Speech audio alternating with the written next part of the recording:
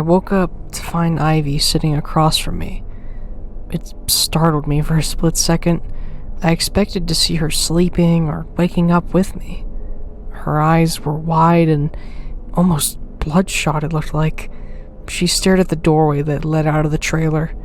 I slowly stretched and got myself up. Ivy's gaze then turned to me. "Hey, you okay, Ivy?" I woke up early. Want to talk about it? It wasn't a nightmare. I just woke up early, alright? Do you want to sleep and I take watch, or? It's fine! Anyway, here's some food. Ivy reached into her rucksack and pulled out a can of beans. I used her lighter and put it to the bottom of the can. Ivy just kept staring at the doorway like she was scared one of those laugher people would burst through. I finally turned the lighter off, opened the can, and dug my filthy spoon into it like a shovel into mud. I reached the can over to Ivy's side. Her bloodshot eyes twisted to me with anger. I tried to ignore it, though. Her tone then changed to this fake cheerfulness. "I'm fine, Hazel. I had a dream where I was with our family. Our new one. I ate a bunch of cake, some tasty chocolate, some huge pancakes. I couldn't cram down another bite if I tried, so go ahead and eat it." I kept eating, but it felt mean. I knew she had to be hungry, so when I ate about half the can, I put it next to her again. "Please, just eat something, Ivy. I'm full. I can't eat anything else. Just eat it, for God's sake!" I don't know where my anger came from. It just came out of nowhere. Ivy turned to me in shock, and I swore she might cry. But instead, she grabbed the can and dug into the food with her own fingers. When she was done eating, she licked her fingers clean and got the bean goo off. Before I knew it, she let out a sniffle and started to cry. Ivy, I didn't mean to yell at you like that. I'm sorry I dragged you into the... What do you mean? I kept thinking about what the ferryman told you, how he dragged me here, but someone else dragged you.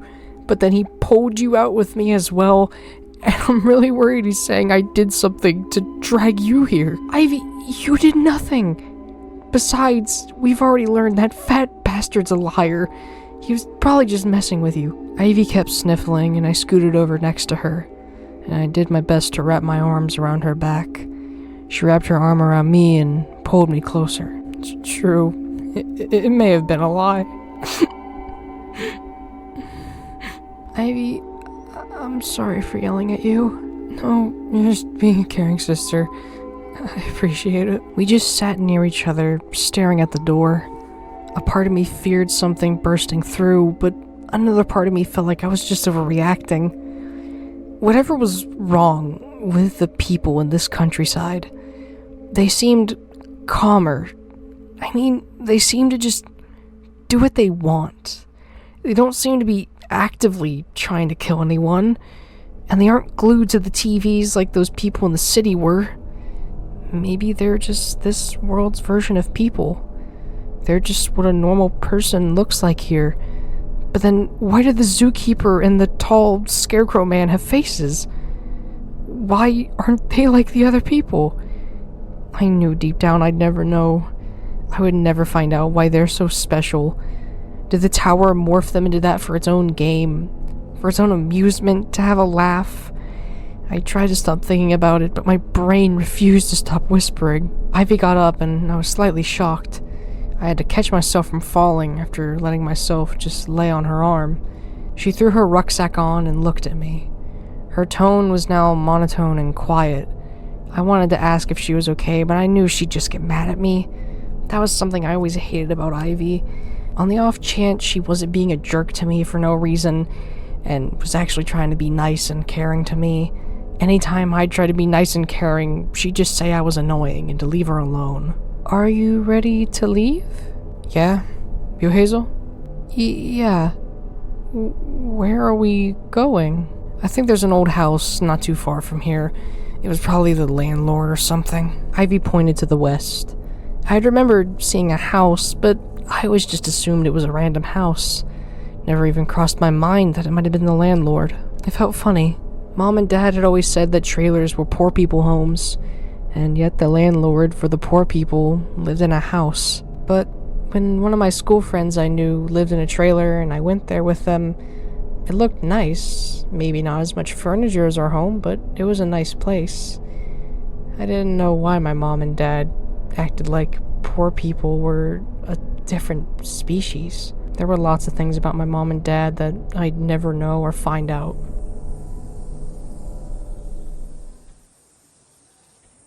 We used the window that we'd used the night prior to get in. We got out, and the dark sky still hadn't changed. We'd been here for days, and the sky had seemed frozen. The house, although just a walk away for a normal person, was a hike for us. My feet, despite all that rest, slightly ached. Ivy seemed to be fine, or was just hiding it. I began to limp a little, too. My left foot just felt so much painful. Each step I took felt like a knife was getting jammed into each foot. I got to the point where I couldn't bear it, and I felt tears in my eyes. I then asked Ivy, "Ivy, can we rest?" "Why?" "My feet really hurt, mainly my left one." "My feet hurt too? We're not that far." "No, like, I'm struggling to even walk, Ivy." "You'll make it." "Ivy, I'm worried I hurt my foot." Ivy stomped her foot out of anger and came up right to my face. She was just a few inches away and I could smell her breath. "Fine, sit on a log or something. Jesus." I began to sniffle and tear up, and before I knew it, I started full-on crying. I sat on the dirt crying. My tears were hitting the dirt, painting it a darker color. Ivy sat next to me and tried to wrap her arm around me, but I pushed her away out of anger. I crossed my arms out of anger and mumbled, "Always nice to me, I'm nice to me. Hazel, I'm sorry. I didn't." "You're always mean to me. Every time I try to help you, you tell me no. Every time I try to hug you, you push me away. You'd laugh and tease me, and I'd always bite my tongue. But if I ever did the same thing, you'd cry to Mom and Dad. Why are you so weird? Either you're nice to me or you're mean to me. Can you just make up your mind? Just earlier you were crying, saying you're thankful for me, and now you're yelling at me. I don't understand you." "I'm sorry for being mean. Back then and now. I don't know why I do what I do. But it's me and you for now, and we've got to keep each other safe. Without you, I'd be dead, and without me, you'd be dead too. So for now, we gotta put this stuff behind us, okay?" Mm-hmm. "We can talk about this stuff when we get out of this place or rest, and we can talk about me and try to figure out why I'm weird, okay?" "Okay." I didn't mean to cry. No, it's fine. I don't blame you. We don't have an adult to cry to. Ivy gave me a pat, and we just sat in the dirt for a moment. After a bit, I thought that maybe something was in my shoe. I took off my shoes and saw nothing. I took off my socks, and then my feet were red. Mainly my left foot. It was very red. Ivy stared at my feet and looked guilty. "Hey, do you want me to carry you, Hazel?" Well, don't your feet hurt too?" "Yeah." "You know what? Forget it. Let's just rest for a little bit, okay?"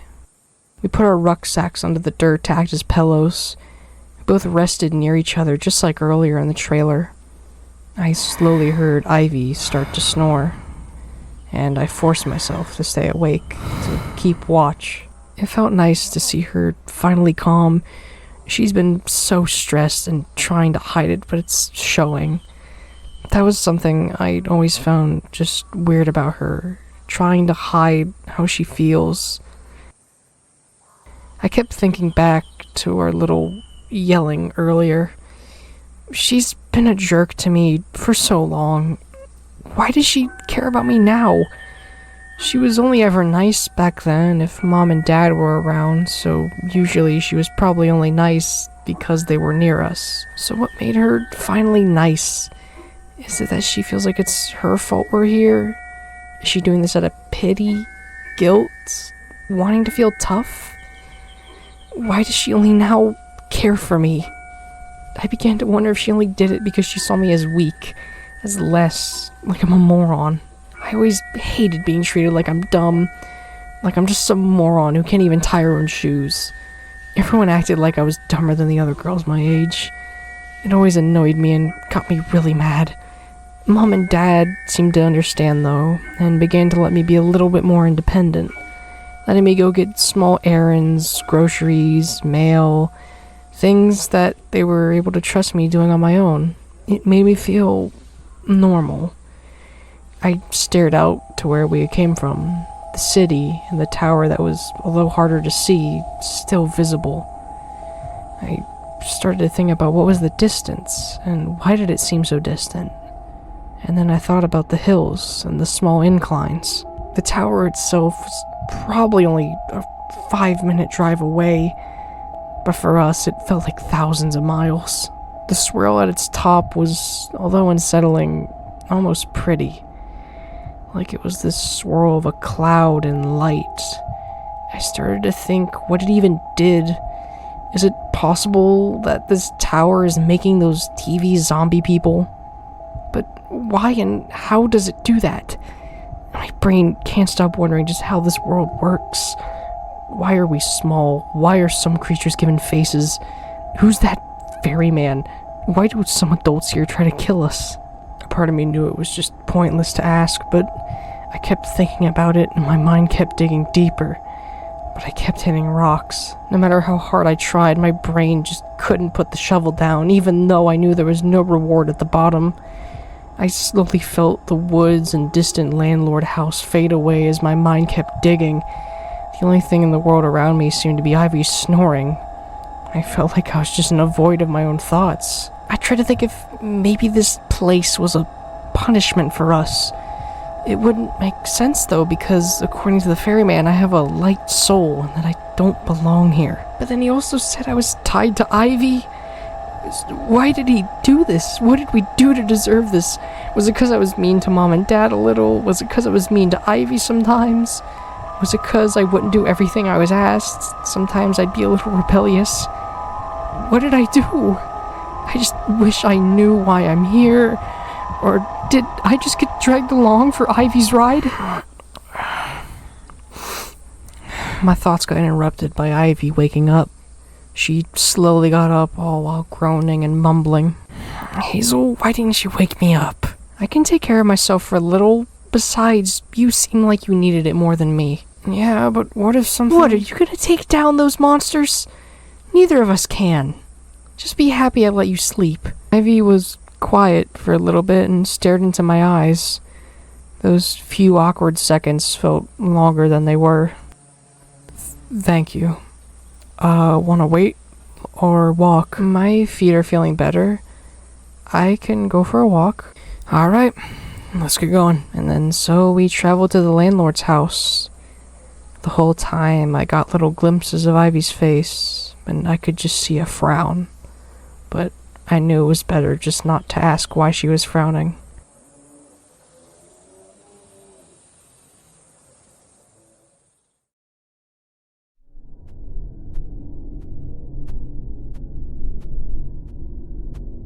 The front door of the landlord's house was open, and inside, small candles lit the whole building. The candles lined up the sides of walls and stairs, the tops of tables and corners. The smell of all these waxes filled the air. A soup of wax just flooded my nostrils. Sometimes I got a smell of something more roasted, of something more cherry, of something more sweet, of something more sour.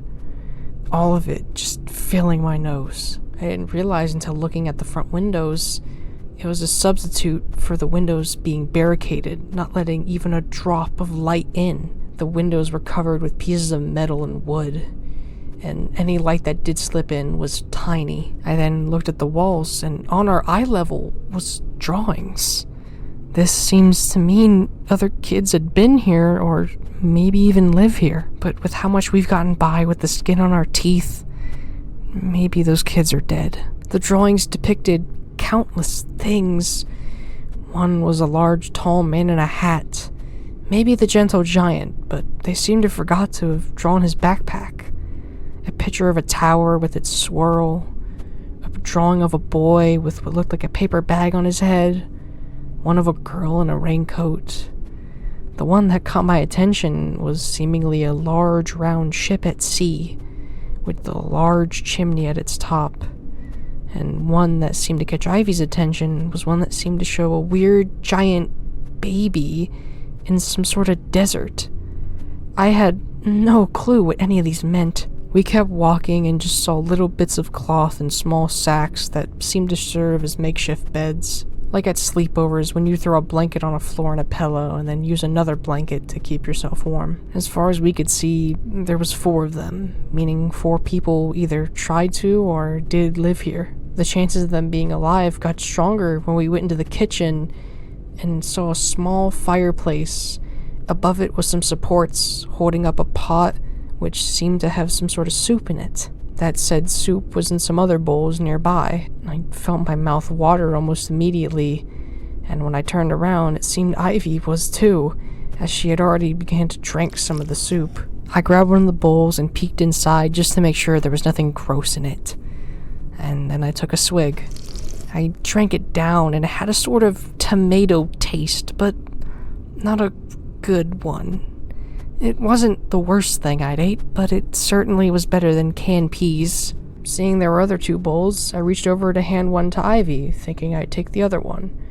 But when I looked back, she now held her empty bowl and just stared into the doorway of the kitchen. I looked over, and there sat 3 other kids. Ivy seemed to freeze with fear, and I soon did too. The 3 kids all had varying looks. The furthest one was a boy with short hair and freckles. The middle one was a girl with very long hair and a cut on her left cheek. I noticed the third one was staring at me. A taller boy with long hair and a small beauty mark. Each of them, like us, had hoodies. The one with the beauty mark spoke, and his voice was oddly deep. "Well, what brings you here?" Ivy began to stutter out an answer. You see, we were just, I'm sorry for eating your food." The middle girl chuckled and spoke, and she had a strong southern accent. "No worries, we were just getting crops from that giant. We got some potatoes to make. That'll last us a few days. You want to have some?" Ivy looked at the empty soup bowls. Sure, as long as you don't mind. Want us to leave the next day, or...? No, stay. We're fine with people coming over. We like the company. I felt bad for eating some of their food now, but they seemed to be happy we got here. The boy furthest back, with the freckles, spoke, and his voice was almost as high-pitched as mine. Want to sit down? We got some comfy blankets in the basement. Sure. Come on, Hazel. I nervously nodded and took Ivy's hand as she guided me, her other hand being guided by the freckled boy.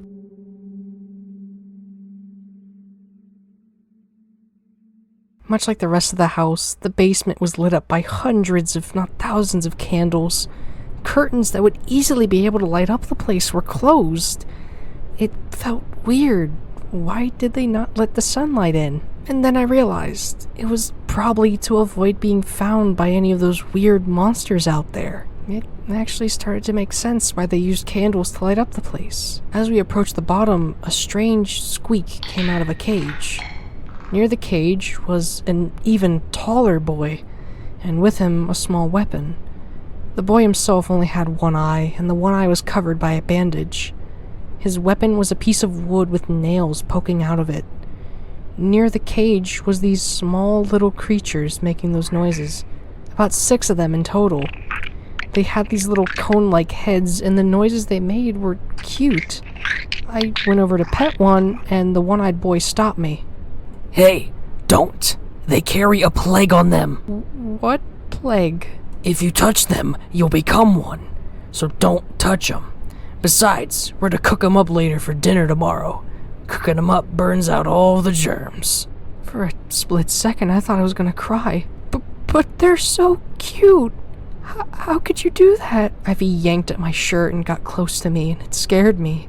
She whispered into my ear aggressively through her teeth. "They're letting us have a warm place to sleep. Shut it." But look at them.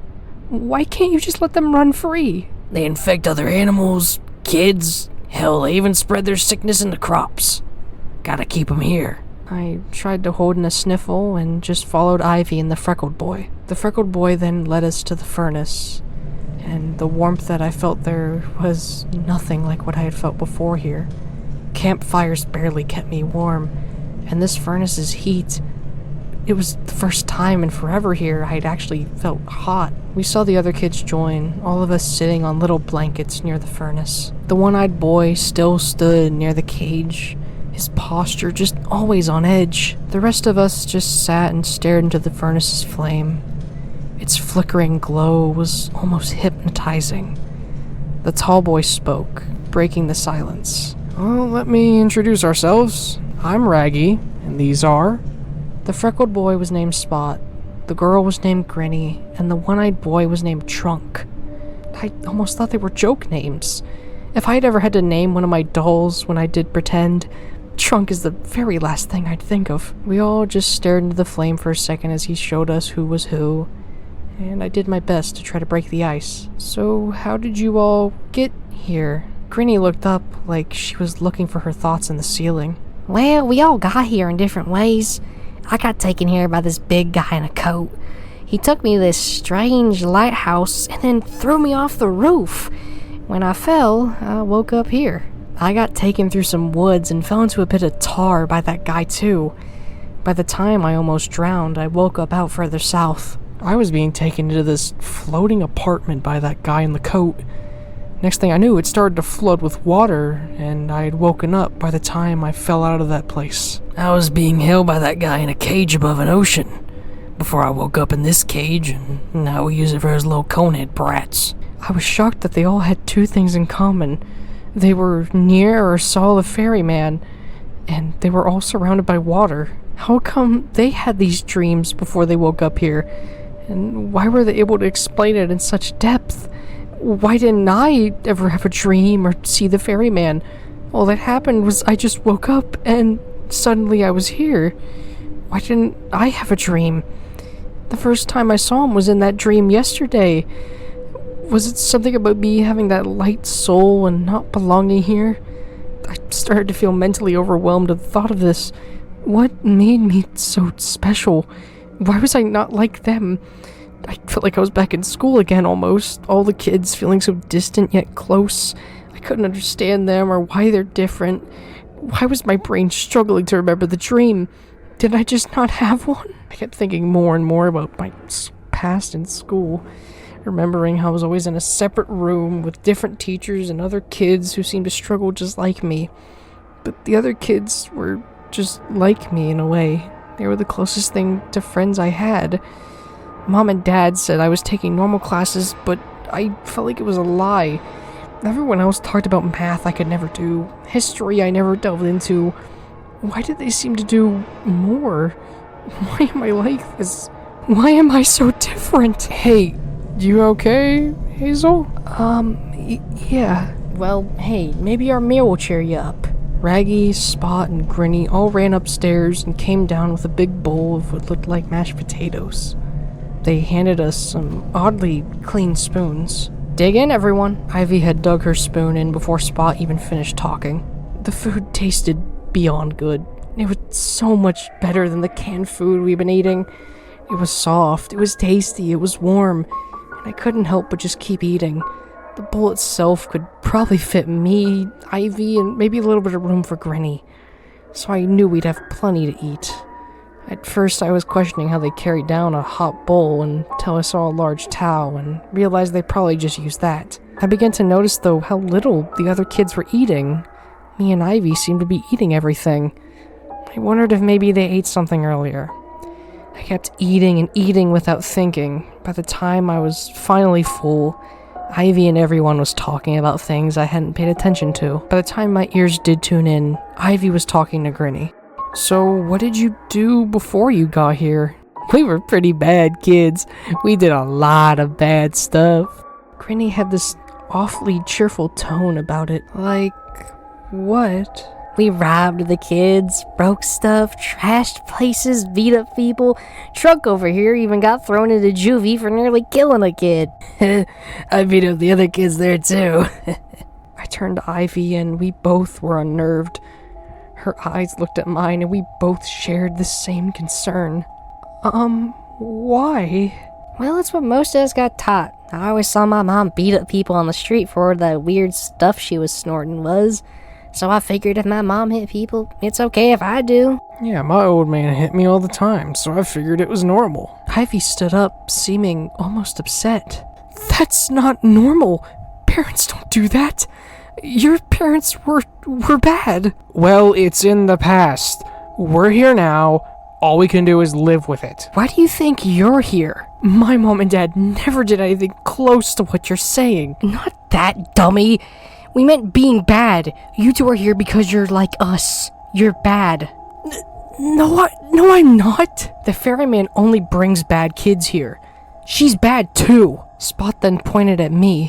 What did I do? You think we know? Only you know. But I don't. Yeah, that's what they all say. Ivy sat back down, seeming on the verge of tears. I joined her and just stared at her. I cuddled up around her and she let out a sniffle. When she did, the other kids turned to us. Raggy began to speak in a rude tone.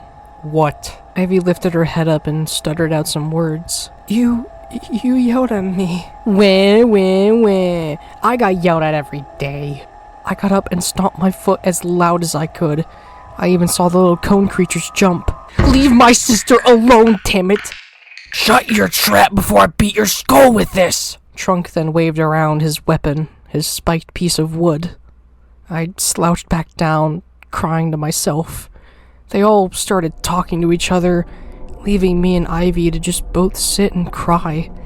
Like we were ghosts, just dust in the corner. Ivy began to whisper into my ear, making sure that they couldn't hear her. If they keep that up, we're leaving, okay? Yeah? We just sat there for a good while, only snapping out of our little cuddle when Raggy yelled. Alright, let's all hit the hay. But Raggy, there's only 5 beds upstairs. Somebody gonna have to sleep down here. Shoot. Ivy, do you mind sleeping down here? Sure. Just keep Hazel safe, okay? For a moment I was going to object and tell her that I'm not a baby, but the choice was seemingly made. Alright, let me show you to your bed, Hazel. Raggy said it with a grin. I followed him, giving Ivy a good night wave. There you go. Raggy said while pointing at a piece of cloth on the floor, the pillow just being some clothes from the now gone landlords. I slowly laid down and watched a Spot from the corner of the basement doorway just stared at me. His eyes seemingly glued onto my face. It was a little creepy and sent a chill down my spine. You need anything, you just let us know, alright? Okay.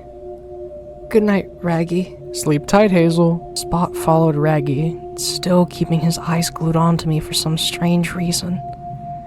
I slowly just ignored it and drifted off into sleep. Unlike usual, where I just blanked out and didn't remember anything, I had a dream, and a weird one too.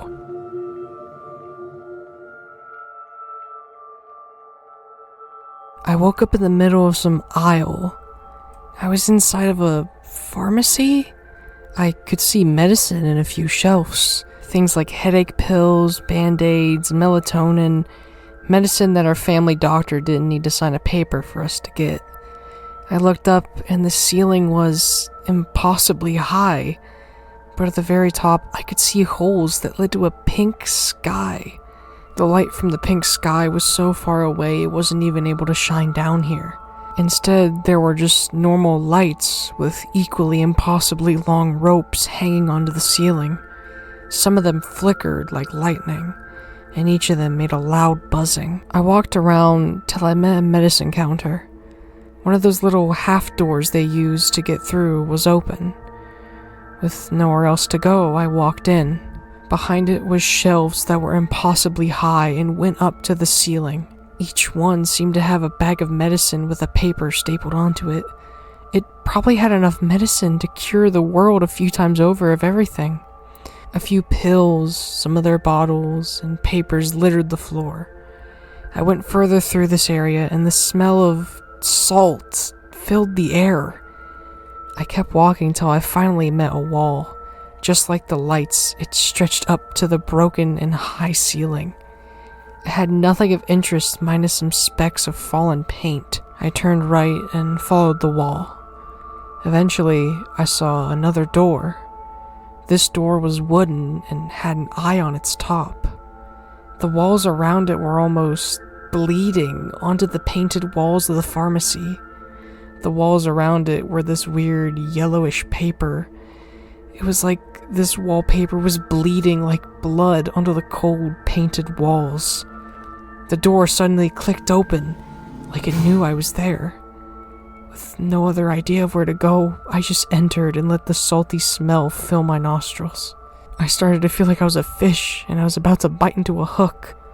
The door slammed shut behind me. I was startled at first, but then the next thing I knew, a scream rang out. A loud one. Near its direction was a distant light that flickered. I heard the screams call out more. Hello? I knew that voice. It was Ivy, and she had to be in pain.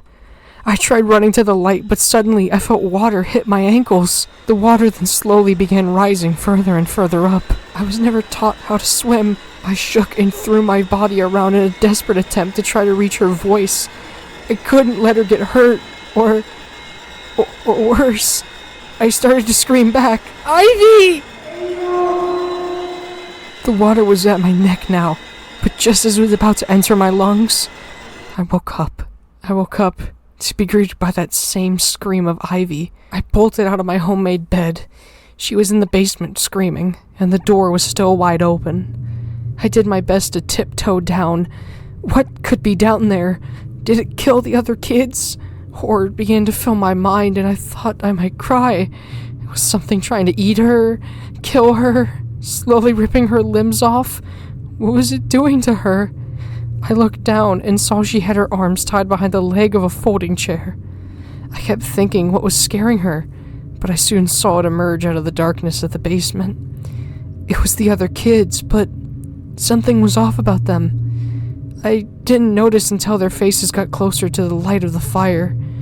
Their faces were disfigured beyond proportion. Even the laughing couple, with their many mouths, were easy on the eyes. Their eyes now seemingly were gone, just empty sockets. Their mouth had stretched and the skin on the side of their mouth was torn and bleeding. Blood was leaking out of those empty sockets and the face. Their teeth, although I never noticed, were yellow like autumn leaves.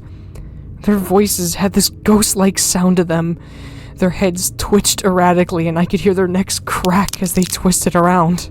She'll taste great, especially after we scare her.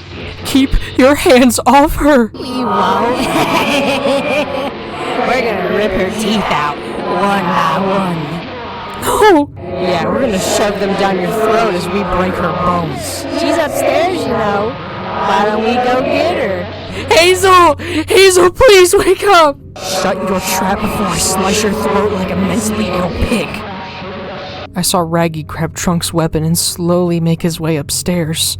I did my best to get up the steps and not cause a sound. By the time I ran up and hid behind a piece of furniture, Raggy was out of the stairway. I hid behind a sofa and peeked my head out. The sofa itself had this horrid smell, like dirty laundry. As Raggy came out, his head twitched and twisted as he yelled for me. Hazel! Hey! Hazel, we need you! He kept walking around and trying to get closer. I could hear his neck creak like rusty furniture, and it made me want to puke. How was his neck still attached? It's creaking and twisting so much. Each time it sounds like several pieces of his neck are broken. But then the next thing I know, his neck is fine. He reached for my bed and saw it was empty. He began to breathe heavy now.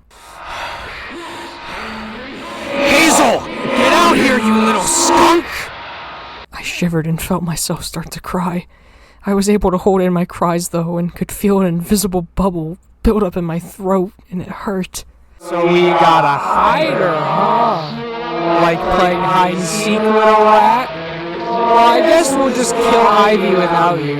So sad. Your poor sister is gonna die all alone. So sad. I felt tears starting to build up in my eyes.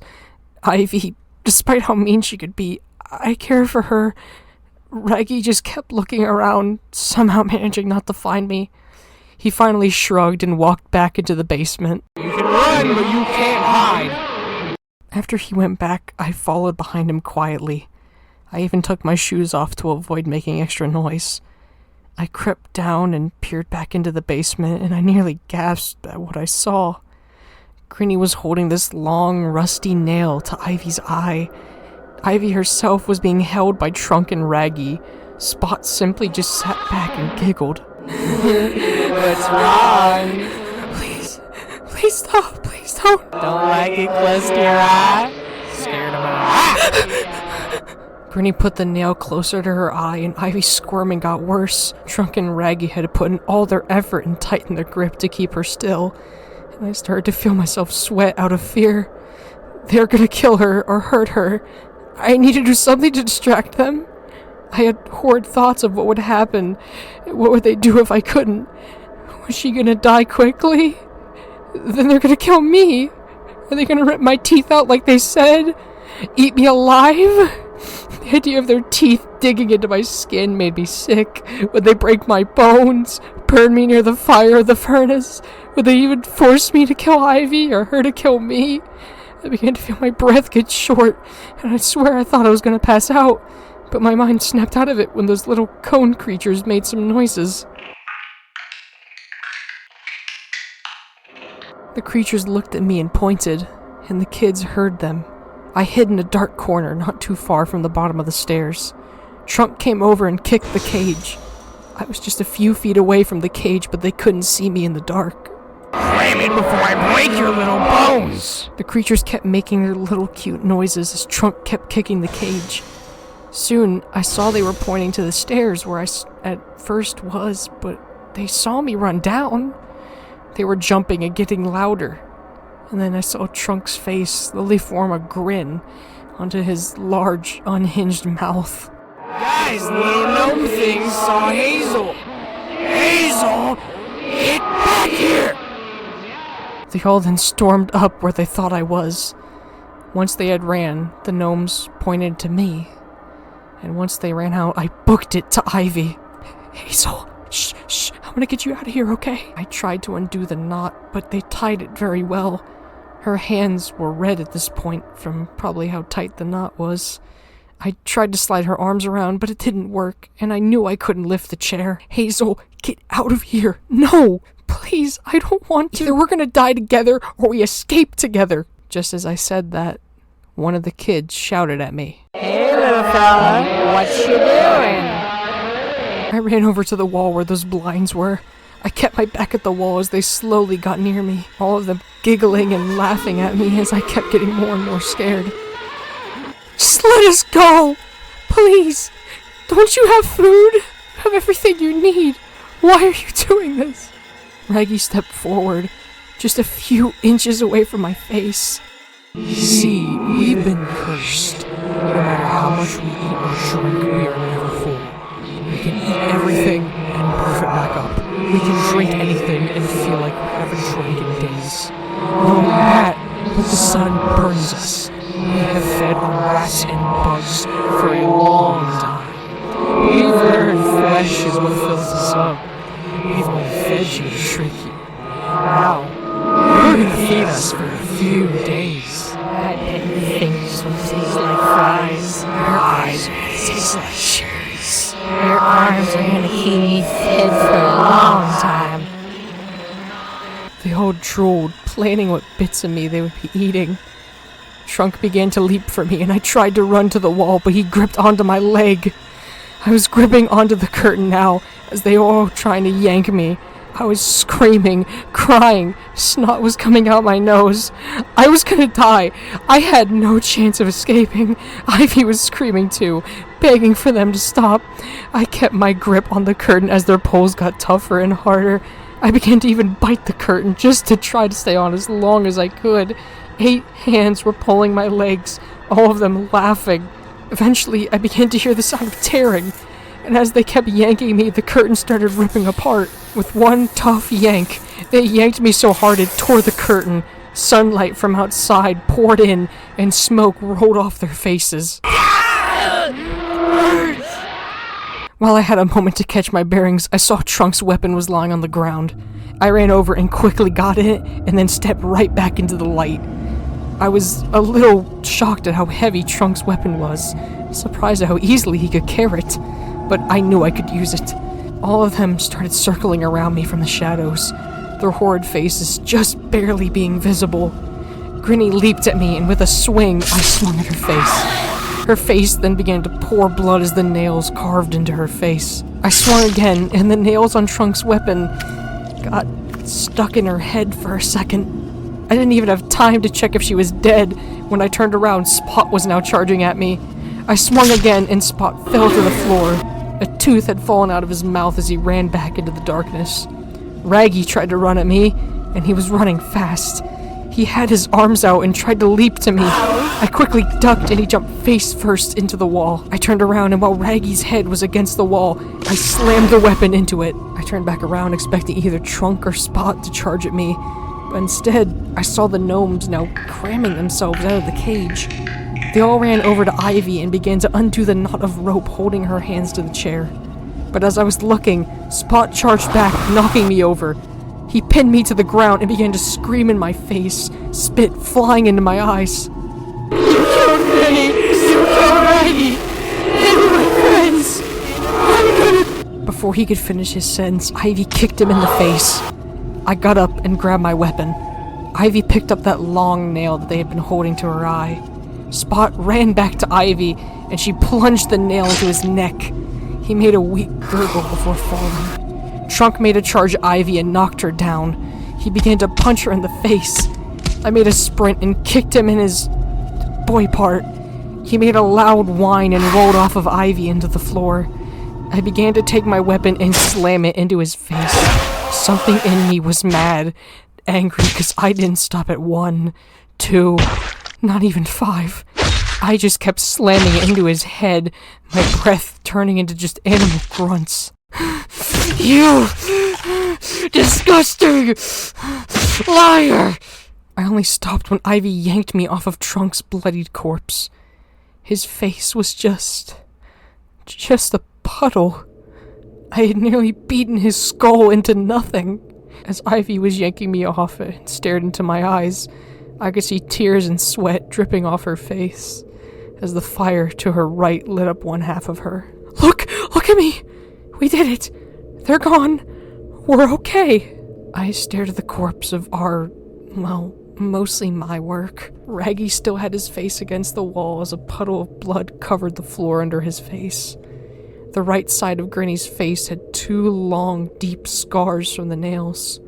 Spot's throat was soaked in blood, and Trunk, what was left of him, was just covered in blood, almost his entire torso. Ivy grabbed my face and turned it to hers, probably trying to not make me look at their bodies anymore. "Look, those weren't people. We did the right thing. Okay, Hazel? Okay?" I began to just sob and collapse into her arms, and Ivy collapsed into me as well. Tears poured down my face and onto her hoodie. Ivy kept crying into my ear. I thought I was gonna die. I just want to go home." As we cried, the gnomes came up and tried to hug us. At first, I was scared, but Ivy gave me a reassuring smile. They touched my hands. "I'm fine. You'll be fine." The gnomes began to point to the fire, and a few of them waved for us to join them. We dragged ourselves over, and I looked at the gnomes, their shadows, and Ivy's brain seemed to click with mine. We both looked at each other. Hazel, are those shadows? The shadow of the gnomes was the shadow of children. I could see the long hair of a girl in the shadow of one of them, the mullet of a boy in a short t-shirt in the other, and the others were shapes I just couldn't put a gender on. Suddenly, the fact they were in a cage just felt even worse, and the fact they were gonna eat them? I wanted to cry almost. Those demons weren't eating an animal. They were eating another kid, like us. They most likely never left the cage due to Trunk always sitting near them. I ran up to the gnome that had the shadow of the girl, and it hugged me tightly. Its small little baby arms did their best to reach around my stomach. A few gnomes came up to Ivy, a few more to me. They all sat and hugged us. It felt a little ironic. Such peaceful creatures, but behind us was the corpses of those demons pretending to be kids. For a moment, time seemed to not exist. I felt like I was in a calm dream. The warmth of the fire, the feelings of the gnomes hugging us, the comfort of safety. For a second, I didn't want to wake up from this nightmare. I snapped out of it though when I heard footsteps creaking the stairs, but I was instantly calm when a familiar tone of a hum began to play. It was that scarecrow man. The gnomes ran away, probably thinking he was an evil monster, not knowing he was just a gentle giant. The scarecrow ignored the corpses and just walked up to us. He put his backpack down and he pulled out something that shocked me for a second. First, he handed me my shoes that I had put down to try to become quieter. Then he gave us a small sketchbook and a few pencils. The sketchbook was big enough for me to use it as a footrest almost. Ivy was able though to cram them into her backpack, although not in the most organized fashion. The giant gave us a pat on the head and then walked away. I felt good knowing that despite the horrors around us, there's just a few good small creatures that are nice. And after seeing that the gnomes were actually children, I wondered, were the other creatures just like them? Just like the demon kids? Were all the monsters just normal people turned into creatures? Better yet, was the ferryman just a normal man at one point? We decided to go ahead and head upstairs into the kitchen. The smell of rot filled our nose as the gnomes stayed down there.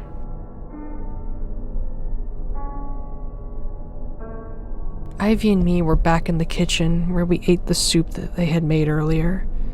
It was room temperature by now. The gnomes just kept themselves near the fire of the basement.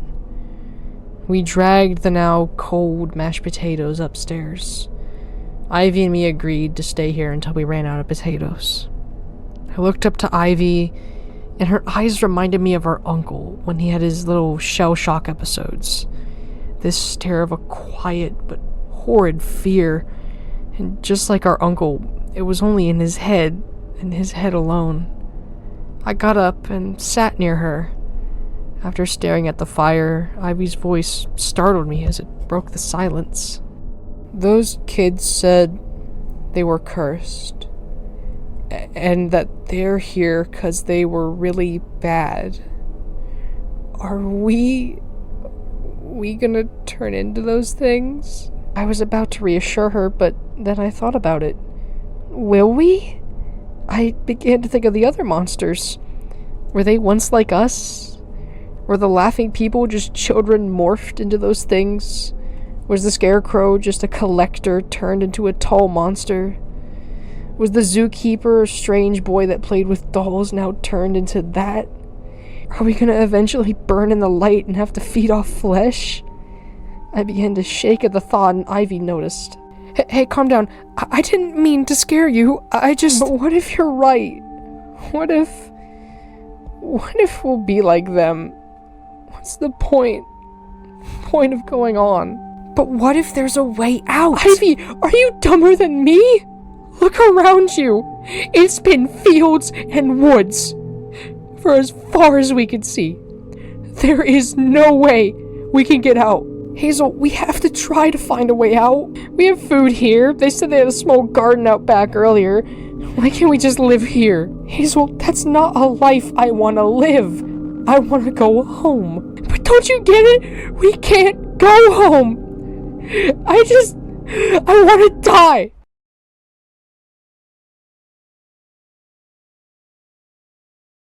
Ivy was quiet, and her eyes seemed to grab me. She had this terrified look in her face. The silence was deafening to my ears. Her pupils became small, and she had the 1,000-yard stare her uncle would sometimes have after the Third War. What? Nothing. Forget it.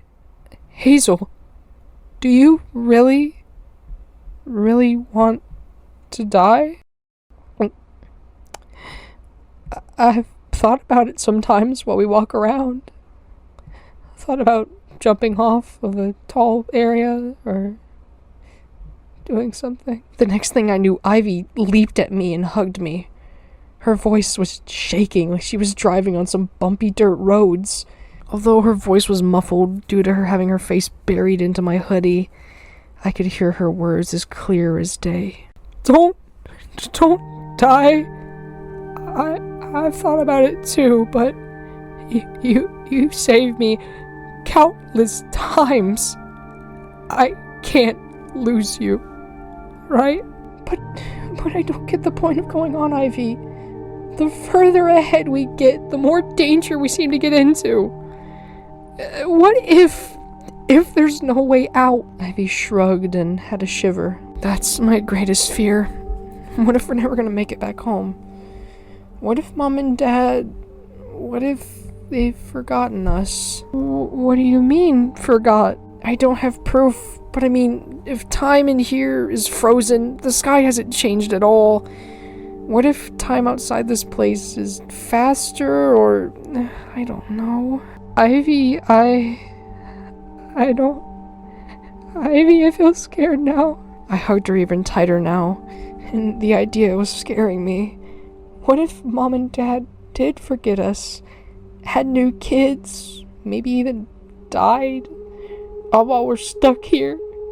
If we get back to the real world, what's waiting for us? Will there even be anything for us? I began to shiver as memories flooded my brain like a cracked dam. The times of Mom singing to me and Ivy a goodnight song. How me and Ivy would get to open Christmas presents while Mom and Dad took photos. When we'd celebrate New Year's. When our uncle came home back from the war and we all gave him a hug. When we went to the zoo. When we'd play with our toys in the pharmacy. When they were trying to teach me how to swim at the public pool. All those times. Gone. All the times we'd smile. Our teeth bare to the sky. Just... gone? Tears began to leak out of my eyes, and Ivy picked up on it. Hazel, at the least, I want to try to find a way out. We don't know if there's an exit or if there isn't. The only way we can find out is to keep going. We'll rest here for a few days, okay? We'll rest, bring some other stuff with us, and we'll go out traveling, okay? But for now, I think we should take a break. I nodded, and she let go of me. Then, she seemed to have a light bulb show up above her head, and reached into her rucksack. The scarecrow gave us this little sketchbook. Wanna draw together? Sure. What do you wanna draw? How about we draw ourselves defeating those monsters, us killing them and fighting them? Let's draw that. And so we drew, and drew, and drew. We drew till the pencils had no lead. We had to hold on to the pencils in a bit of a funny way since they were bigger than what we were used to. But we got used to it. I drew myself killing the zookeeper, the laughing people, the evil mimic kids. It made me feel safe. I drew us with the scarecrow riding him into the sunset. And for once, it felt like I was the predator and they were the prey. For once, I felt like I was strong. For once, I didn't feel like I was treated like a baby.